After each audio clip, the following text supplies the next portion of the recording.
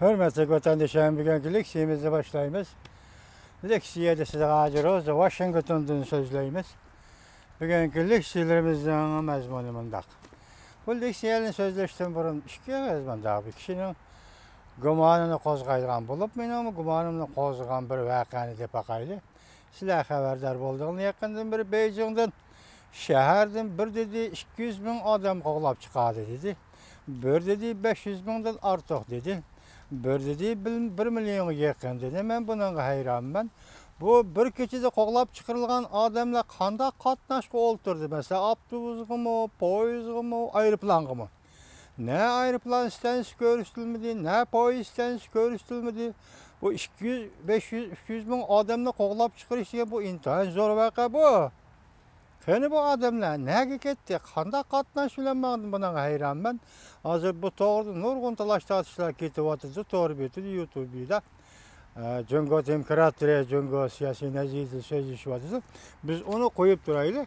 Müşahirallık şeyden yüzümüzden meselesinde, yüzümüzden söz temizliği, leksiya temizliği. Bugünkü tema, mavzu, Amerika besimde devamlaştırıp atırdı.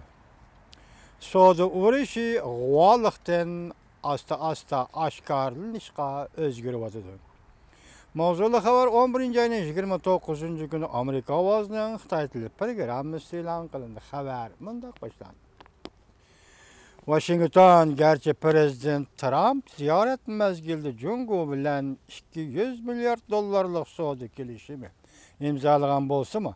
Biz başta dedik Amerika ile 200 milyar dollarlık soda kelişim imzalaş bu neyme? Qanchalik bu? Dedik. Lekin Amerika Jungo qaratgan soda her ikisini asıllaştırmadı. Yakından beri qarşı tekşürüşün neticesi davamlıq e'lon qilib tursa mı? Amerika Savdo Ministerligi mundaq ko'rsatdi. Jungodan import qilingan tovarlarni tashabbuskorlik bilan tekshiramiz. O'xshashla Amerika Qo'shma Shtatlarining savdo vakillarining 20 davlat guruhining platforma mas'ulotlari yuqori darajaliklar yig'iniga qatnashmaydiganligi to'g'risida xabarlar tarqaldi. Amerika Savdo Ministerligi vakili 20 davlat yig'inining platforma savdosiga oid yig'in qatnashmaydiganligi to'g'risida xabar tarqaldi. O'xshashla Amerika Jungoning platforma mas'ulotlariga savdo importga siyosiy yurgizganligidan ansirashga boshladi. Bazı olimlar mundaq ahvolda Amerika Jungo o'rtasida savdo urushi portlashdan saqlangani bo'lmaydi deb ansirashdi. Savdo urushi portlashdan saqlangani bo'lmaydi deb ansirashdi.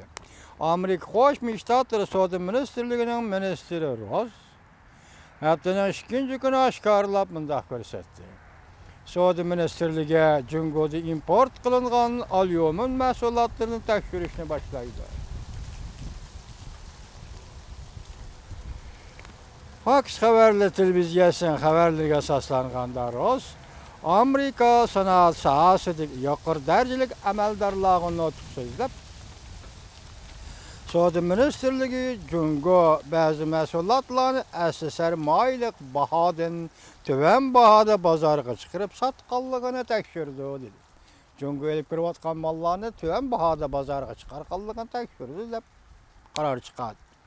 Xabarlarga asoslanganda Amerika Qo'shma Shtatlari hukumati 25 yildan beri tunji qatam chet eldan import qilingan tovarlarni tekshirishni boshlaydi. Tekshirish to'kma qilib sotilgan tovarlarni tekshirib, tamojna bejini qo'g'dashni maqsad qilib. Savdo Ministerligining tekshirishi bir necha oy davomlashadi. En ahırda müstakil savdo vakillar guruhi bu neticeni e'lon qildi. Roz mundaq ko'rsatdi. Prezident Trump başlanış bilalli aniq ifoda bildirib, bu navbatlik hukumat adolatsiz savdoga yo'l qo'ymaydi degan. Bu so'z savdo tijorat harakatida burunqidaklar o'shiyor turdiganligimizni, erkin, adil va barobar savdo prinsipini qo'llaydiganligimizni ko'rsatib berdi. Yani bir taraftan Reuters agentligining tarqatgan xabarga asoslanganda Amerikaning savdo vakili Leitzer payshanba kuni Germaniyaning Berlin shahrida o'tkaziladigan 20 davlat guruhining Polat tömür məsulatları yuqur dərciliklər yığınığa qatnaşmaydı. Başta şundaq dedik ki, Amerika Qo'shma Shtatlari Savdo ministrligi Polat tömür məsulatını import qilish Amerikanın dövlət mənfəətiga təhdid saldımı yo'q, balki kengaytirilgan təhdid saldımı yo'q, balki kengaytgan doirada tekshirildimi yo'q, tekshirishga başladı. Biroq Davlat Majlisi bosh islohot qonun loyihasi ma'qullashga vaqt ketganlikdan Amerika Qo'shma Shtatlari Savdo ministrligi tekshirish va takliflarni e'lon qilish vaqtini kelar yili 1-oyga kechiktirdi. Demak, o'tgan biz xabar qilib bilgan Prezident Trump Osiyo siyosiy ziyoratidan qaytib kelgandan keyin nayt zo'r masalalarni e'lon qiladi, qaror qiladi degan. Shuning kechikib qolgan sabablari Amerika Davlat Majlisida bosh islohotini elib berish bilan vaqt shuningga sarf bo'lib ketdi deydi. Amerika o'z oldiga savdo harakati qo'llangan bo'lsa, undaqda Amerika bilan Jungo o'rtasida savdo urushi portlaydi. Savdo urushi butun dunyoning iqtisodiga ta'sir ko'rsatadi. Prezident Trump Jungoni ziyorat qilib qaytib kelgandan keyin Amerika 6 turli usul orqali Jungoga savdo harakati qo'llanadiganligini jakardi. Volkochisiga xabar qilib bunda ko'rsatdi. Prezident Trump hukumati mushundaq usul orqali Jungoning savdo qilmishlariga negizidan xiris e'lon qilmoqchi bo'lyapti. Jungoning savdo qilmishlariga negizidan xiris e'lon qilmoqchi bo'lyapti.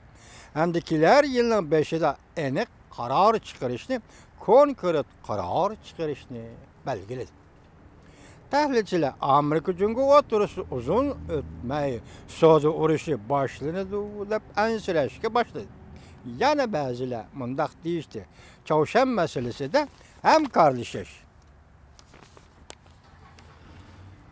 Chavshan masalasida hamkorlashish.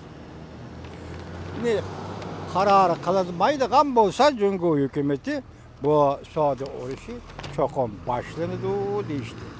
Yana ba'zilar tahlilchilar mundaq hisobladi: Amerika tarafining mundaq signal qo'yib berishi, kechiringlar, shunday tugat Chavshan masalasida masala hal qilishga hamkorlashmaydigan bo'lsa, savdo urushi cho'qim boshlanadi deb ko'rsatishdi.